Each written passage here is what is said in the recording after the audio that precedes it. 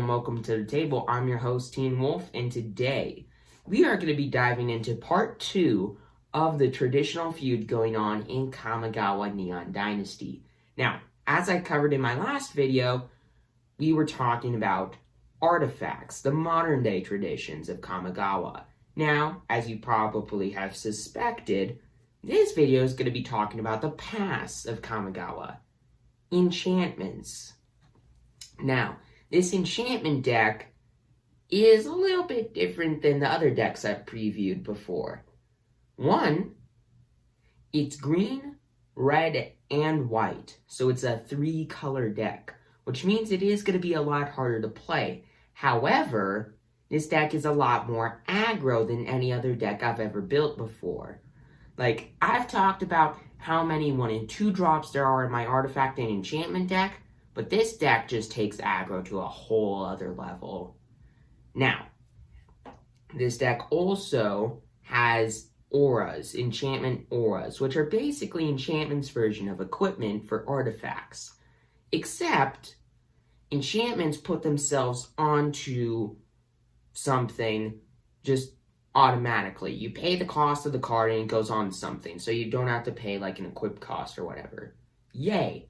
However, when the equipped permanent dies, the enchantment goes away with it, unlike equipment. And there's a bit of a modified sub-theme in this deck as well. And I'd say there's a few more payoffs for it than my artifact deck. Now, with this preview aside, let's get into green, white, red enchantments.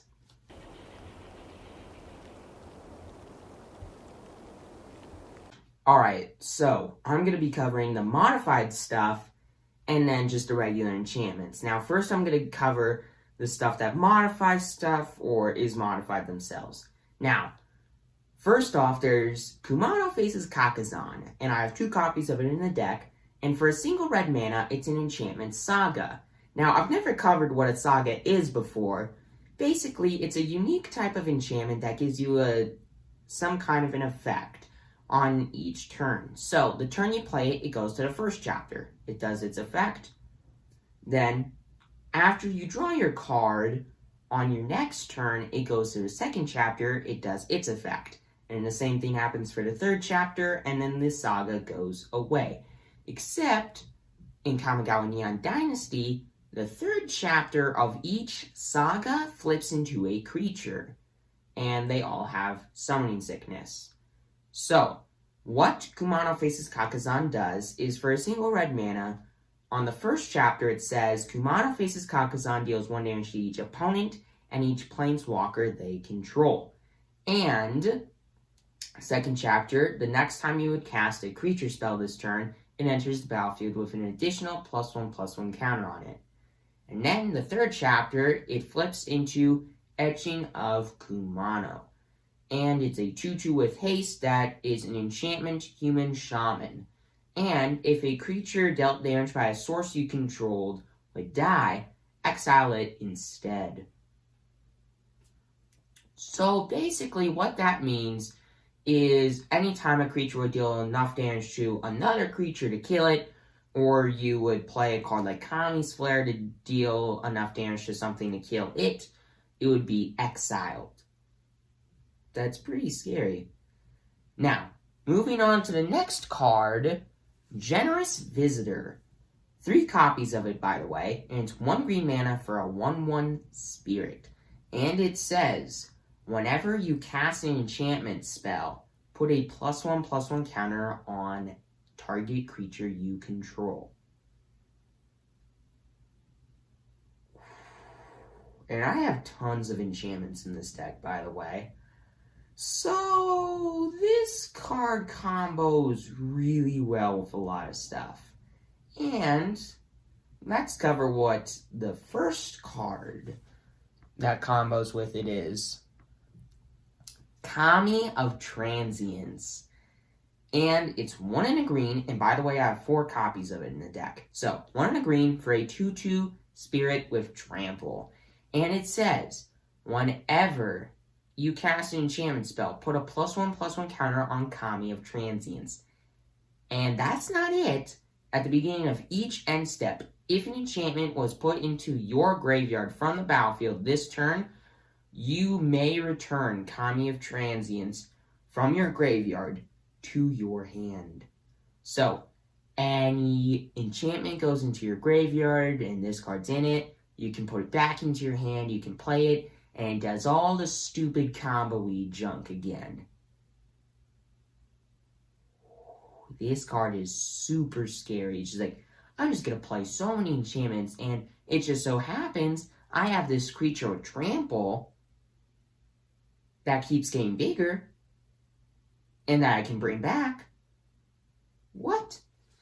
Okay, so next card that modifies something is Kami's Flare. And for 1 and a red, it's an instant that deals 3 damage to target creature or to target planeswalker. And if you control a modified creature, it deals 2 damage to that permanent's controller. Now, I've already covered this in a past video. And by the way, I have 2 copies of this in the deck. And it's a good way to just deal damage to stuff, as I've mentioned before. Now, moving on to Roaring Earth. 3 copies of it in the deck, and 1 in a green for an enchantment that says, whenever a land enters the battlefield under your control, put a +1/+1 counter on target creature or vehicle you control. Pretty good. It can modify stuff. But if you want a big creature, you can channel it for X into green to then discard Roaring Earth and put X +1/+1 counters on target land you control. It becomes a 0/0 green spirit creature with haste. It's still a land. So you can still tap the creature for mana if you need it, and it's a big creature if you pay like lots of mana for X. And in the later parts of the game, you probably are going to have a lot of mana because this deck does provide a lot of mana for you. And you can make a pretty big creature. Pretty big. Now, moving on from Roaring Earth. Grafted Growth. 2 in a green. Sorry, not 3 in a green. For an enchantment aura. First aura, and I have 2 copies of it in the deck, by the way. Whenever it enters the battlefield, put a +1/+1 counter on target creature or vehicle you control. And the enchanted land, by the way, you enchant a land with this. So not a creature, not an artifact, not an enchantment or whatever. You enchant it to a land. So it puts itself under a land and gives it this following effect. Tap, add 2 mana of any 1 color. So you can enchant it to a useless mountain that's not giving you any mana because you have no red cards in your hand or whatever. But you need like an extra white mana in order to cast one of your spells.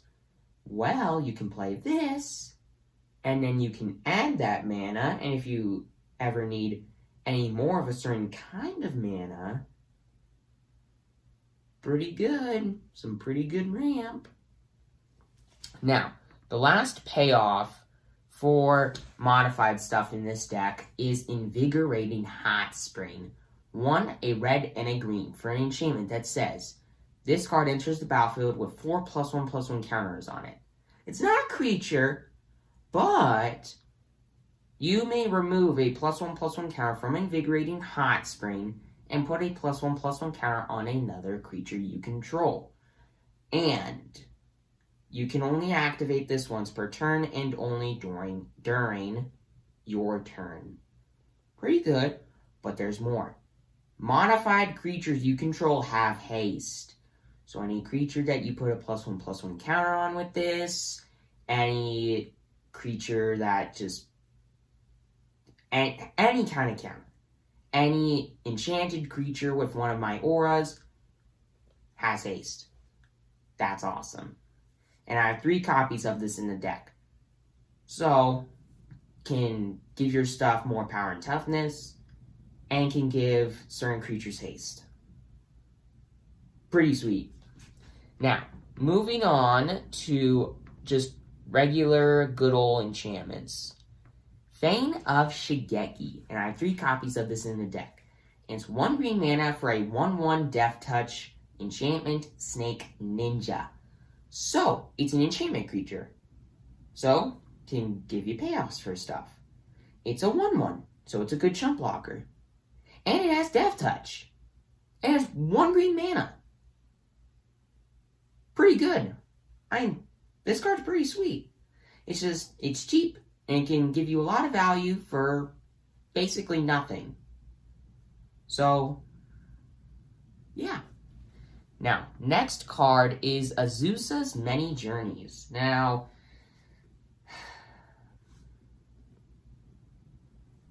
Azusa, you have returned 1 and a green for an Enchantment Saga.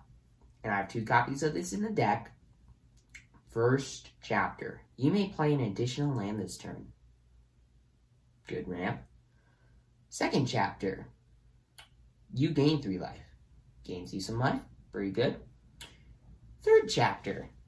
You exile it and return it to the battlefield, flipped into Likeness of the Seeker. 3/3. Enchantment Human Monk. That, whenever it blocks or becomes... whenever it becomes blocked. Not when it blocks, just when it becomes blocked. Untap up to 3 lands you control. So, more ramp. It allows you to get certain colored mana if you need it. Pretty sweet. So it ramps. Just like any card with the name Azusa in it has done. Now, speaking of ramp, Jukai Naturalist. And I have 3 copies of it in the deck. And for 1 green and 1 white, it is a 2/2 enchantment human monk with lifelink. And enchantment spells you cast cost 1 less to cast. So this is basically the enchantment deck's version of Enthusiastic Mechanaut. And when your enchantments cost less and you have so many payoffs for it, you can just combo so much with this card. And, as I'll mention in a little bit, this card can give you a little bit more value. Now, next card, Machiko's Reign of Truth. 3 copies of it, and 1 in a white for an enchantment saga. And the first 2 chapters do the same thing. Target creature you control gets +1/+1 until the end of turn for each enchantment or artifact, or artifact you control. So, you can give your Jukai Naturalist tons of extra power and toughness if you need to gain life. You can make your Kami of Transients really, really big. And it has trample. And then there's the back. The back is a lot like the front. Portrait of Machiko. It is a 0/0 enchantment human noble. That gets a +1/+1, has +1/+1 for each artifact and or enchantment you control. So, you have 7 enchantments on the battlefield. And then you have Machiko. So, it's an 8/8 because it counts itself, because it says each. So, can give cards tons of extra power and toughness to gain tons of life with a card like Jukai Naturalist if you need it, or just obliterate your opponent with a giant Kami of Transients. And then on the back, you can continue to threaten your opponent with this. Pretty sweet. Now, next card in the deck, and I'll talk about this card in a later video because this is my favorite card to have ever been printed in all of Magic the Gathering. for multiple reasons, as I'll cover in a later video. 1 in a white, and it's called Spirited Companion, and I have 3 copies of it in the deck. It's an enchantment dog, and it's a 1/1, 2-mana 1/1, that when it enters the battlefield, draw a card. It's an enchantment creature, it's a chump blocker, it's cheap, and it draws you a card. And it's a dog. Who doesn't love dogs? Who doesn't love just loving dogs?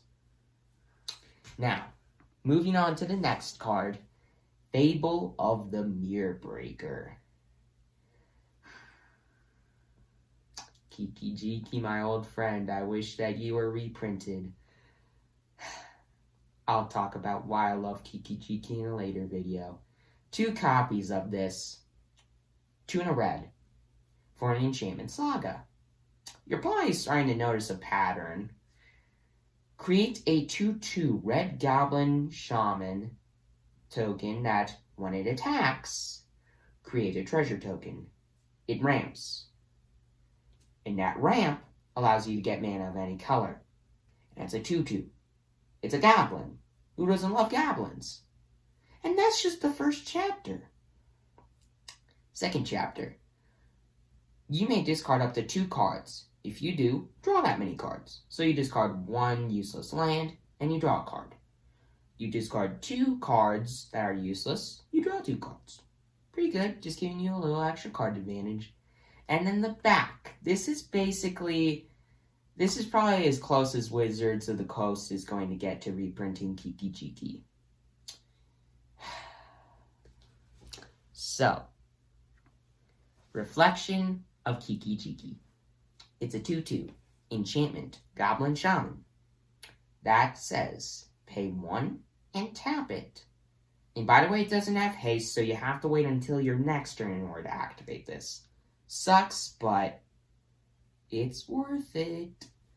Create a token that's a copy of another target non-legendary creature you control, except it has haste. Sacrifice it at the beginning of the next end step. Man, what kind of messed up stuff could you copy? Well, let's see. So we're going to untap our lands for turn. We have a Jukai Naturalist in play and 2 Machiko's Reign of Truths. And how about let's just tap Kiki Jiki and pay 1 to make a copy of Jukai Naturalist. And then my 2 Machiko's Reigns of Truths are each going to give them tons of extra power and toughness. And I'm going to gain a ton of life. Or you have a ton of enchantments in hand and you do that exact same thing with Kami of Transiences. This definitely isn't the best deck for this card, but I just really want to showcase this card in Kamigawa because the next deck I'm going to be showcasing isn't going to have red in it, and I just really want to talk about this card. And it's just a good card. It can copy stuff every now and then. Now, next card, and I have 2 copies of Reflection of Kiki Jiki. So, just a final note. I have not that many of my good old Kiki Jiki, but still. Golden Tail Disciple, and I have 2 copies of this in the deck. 2 in a white for a 2/3 lifelink enchantment Fox Monk. Now, this card isn't great. I mean, it might be able to gain you a ton of life if you don't have a Jukai Naturalist in play, and you have like a Minchiko's Reign of Truth on the battlefield or something like that. This card is good, but it's not great. I would definitely recommend replacing it for another card, because this card, in my opinion, absolutely sucks. But there are cards that you can easily replace this with, like Restoration of the Ganjo is a great replacement for this card, but I just need more creatures in this deck because this deck doesn't have nearly as many creatures as my other decks. Now, it does have a lot of sagas that flip into creatures, but still. So, you can replace this with a Restoration of a Ganjo if you want to. if you take out other cards and then add more creatures into the deck. Now, next card, Intercessor's Arrest. This is kind of like a removal spell, but not really. 2 and a white for an enchantment aura. Enchant permanent. Enchant permanent can't attack, block, or crew vehicles. Its activated abilities can't be activated unless they're mana abilities. So basically, you enchant the scariest thing on your opponent's turn and it can't do anything. Now, if it's a card like the Celestis, and it taps for mana, then it can still do something, but most of the time you're going to enchant something with this card and it's just not going to do anything. And by the way, I have 2 copies of this in the deck. So, just an additional removal spell in the deck. So, yeah. Now, moving on to the mana base. 7 forests in the deck. 3 mountains in the deck. 6 plains in the deck. And you gotta have mana that tap for multiple different colors in this deck. First off, Rugged Highlands. 3 copies of it in the deck, and it's a land that enters the battlefield tapped, but it gains you a life when it comes into play, and it taps for either a red or a green. Good. Then Windscarred Crag. 2 copies of it in the deck, and it's a land that enters the battlefield tapped, and when it enters the battlefield you gain a life, and it taps for either a red or a white. Basically, at this point, you just need to focus on the mana base a bit more, add in a couple more removal spells, and take out a couple cards. But this deck is really good because you can pop off with it so easily, and it's just, there are so many cards in this deck that just all absolutely obliterate your opponent. Now, with this deck tech aside, let's move on to the average cost of each card in the deck and the amount of certain card types in this deck.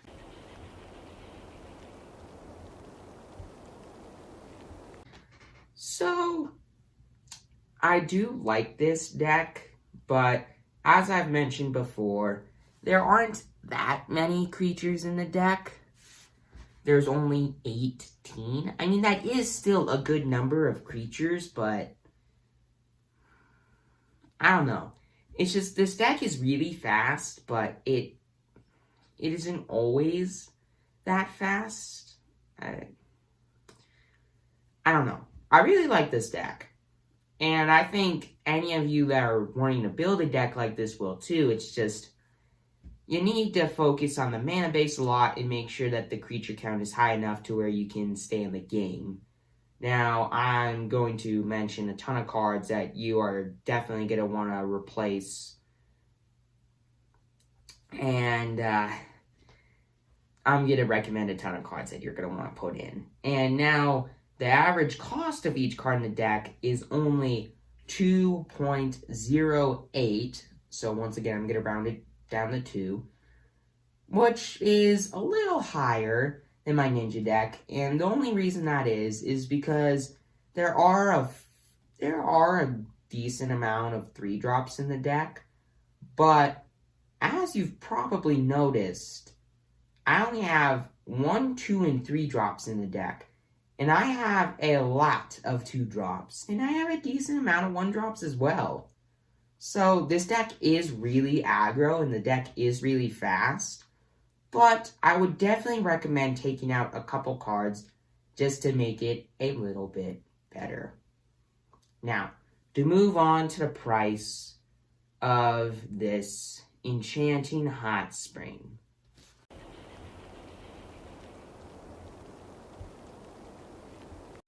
So, the thing that I think is really funny about this deck is that it's $17. Which is more than 15, so I'm going to recommend cards that you can take out of the deck to make the deck cost less. But the reason I think that this is funny is, remember when I was talking about Reflection of Kiki-Jiki? That's the card in the deck that is raising it above the price of 15 bucks. It cost $5 a piece. And I was going to recommend you take it out anyways, but it just so happens that it's the card that's making this deck cost more than 15 bucks. So it all works out in the end. But anyways, so take out Reflection of Kiki-Jiki and definitely add in Restoration of Aganjo. I feel like Restoration of Aganjo would be a perfect card to put in this deck.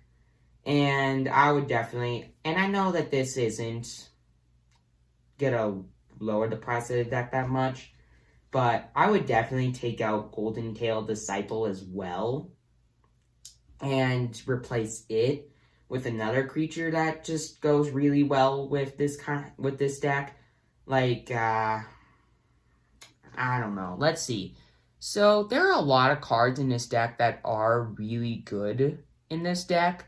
Like, probably adding another Jukai Naturalist for sure, because Golden Tail Disciple definitely isn't the best card in this deck. So you're definitely going to want to add in more cards that just help the deck out and just support it. So another Jukai Naturalist for sure. And you're probably going to want another card like Kami's Flare, just to be able to get a little extra damage in. And I don't know, you might want another copy of an Azusa's Journey instead of a Kami's Flare, because one, it flips into a creature and it gives you extra mana, kind of.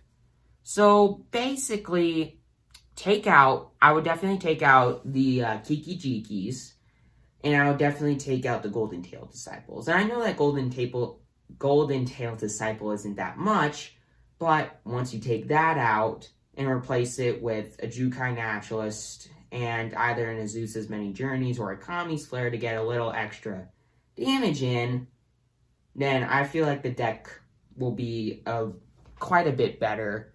And you'll probably want additional copies of certain cards that add mana. So basically what I'm saying is, I know that this is the price of the deck, but I'm just saying you're going to want more creatures in this deck, and you're going to want to take out the more useless cards in the deck, like Golden Tail Disciple, and maybe even like Intercessor's Arrest, if you add in more copies of a Kami's Flare. Now, with the price of the deck aside and some bonus modifications, let's move into the deck upgrade.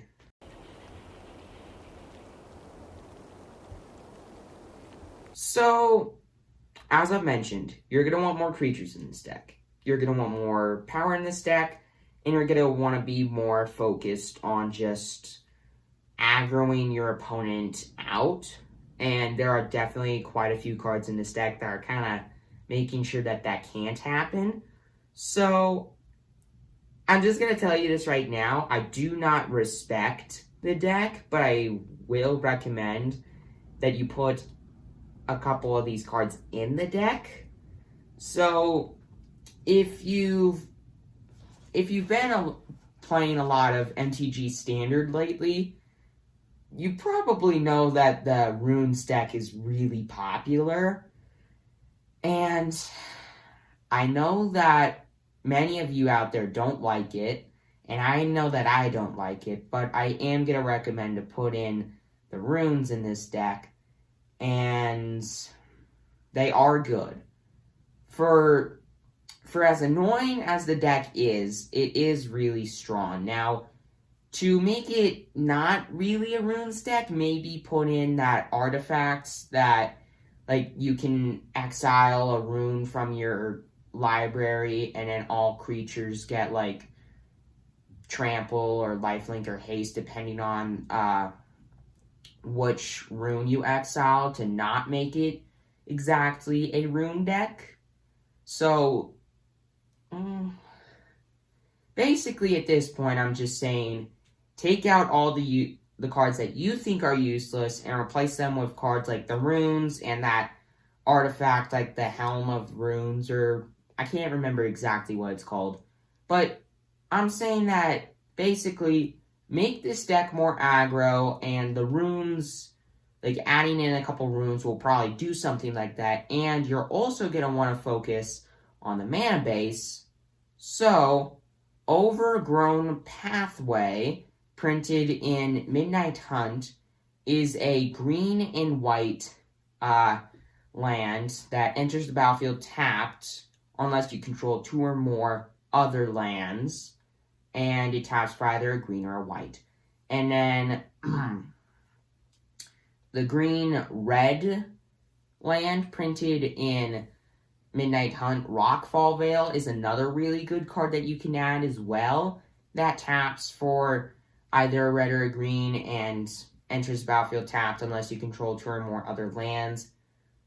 And as I'm going to keep saying, add in more creatures to make this deck more aggro, and just focus on your mana base and make sure that it's good enough to prevail and be able to cast the spells that you need in order to win the game.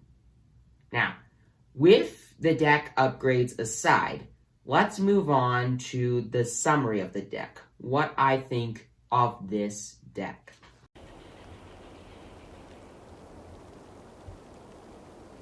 Alright, this deck is really good, and it does do a lot of really broken stuff. Now, as I mentioned before, you're going to want to take out cards like Golden Tail Disciple or even Intercessor's Arrest to add in more Kami's Flares into the deck. And basically, what I'm saying is this deck is really good. If you get the right mana base and you draw the right cards, like you pull your Kami Transients and a Jukai Naturalist or something like that, this deck can pop off and do a lot of really good stuff. But I am just going to recommend that you do add in more actual creatures and not just sagas. But basically at this point, I'm saying add in more cards that get you the right color of mana, more ramp cards, more cards that get you the right mana fixing. So those 2-colored, those tap lands I've mentioned in the deck upgrades, Overgrown Pathway and Rockfall Vale, you're definitely going to want to add cards like that in. And they are a bit expensive, but if you are wanting to build a deck like this, you are going to need to add cards like that in to give this deck a little bit of extra use. Just be able to get the right mana that this deck needs, and just put in the right creatures. Just put in the right creatures that make this deck good, and I'm not saying that you should, but add in the runes as well. But overall, other than the couple kinks that are in this deck, I would still rate this deck a 9 out of 10. Just fix the mana base, and then add in a couple more creatures. Now, I'm not saying take out all the sagas. I'm just saying, the cards that are useless in the deck, just replace them with creatures. That's all that I'm saying. But yeah, overall, this deck is a 9 out of 10, but there are certain stuff that just hold this deck back, that once you add in certain cards, this deck will just be able to push through and be able to kill people really easily and be a really strong deck. I'm not saying that make it a runes deck, but I'm saying put in more creatures in the deck that are really good in decks like the runes deck. Now, the best card in the deck. There are quite a few good cards in this deck, like Jukai Naturalist, or even Kumano Faces Kakazan and Invigorating Hot Springs. I was about to say Enchanting Hot Springs, but it's not called Enchanting Hot Springs. But the best card in the deck is still Kami Transients. Now, if you've played the Rune deck before, you would probably agree that Kami Transients is the best card in the deck. Because so many enchantments, there are just so many enchantments in this deck to make it so big and so massive. It has trample, it can come back, it's just... I don't get why this card was printed. I mean, The enchantment deck is already so powerful. It's just like, why add in Kami of Transience? It's just, oh my god, it's so good. It's so scary. It's just, if you pull the right cards, it's just this card can just get so stupid powerful. But, yeah, I mean, this card's a 10 out of 10. I don't like saying it, but it is a 10 out of 10. It's just, it is so good. It's just, it can bring itself back. It can get super gigantic. I just don't get why it was made. It's just like, why give enchantment decks more tools to absolutely obliterate your opponents? It's just like, why? Now, the thing that really scares me about this card is that it costs so little. It's just like, here, let me check really quick. I mean, this card is just like absurdly inexpensive. I'm pretty sure the card's like, yeah, it's 40 cents. It's just so stupid. It's just like, yeah, so we're just going to make this stupid broken enchantment card and it's going to cost basically nothing. It's just like, why? Now, as I mentioned before, this card's a 10 out of 10 because it's just, it is so terrifying. And this deck is really good. I do like it a lot, but fix the mana base a little bit more and take out the useless cards like Golden Tail Disciple, Intercessor's Arrest, and I'm going to add in another card that you can take out that actually it can be quite useless. Roaring Earth. The reason I say Roaring Earth isn't that good is it can modify stuff, yes, but it actually isn't that good of a card. It can make a big creature, but yeah. But yeah, just take out the useless cards, focus on the mana base a bit more, make it a little bit stronger, and this deck can be pretty scary. Now, with part 2 of Kamigawa's traditional feud aside, let's move on to the last part of the feud. Let's move on to Enchantment Artifact.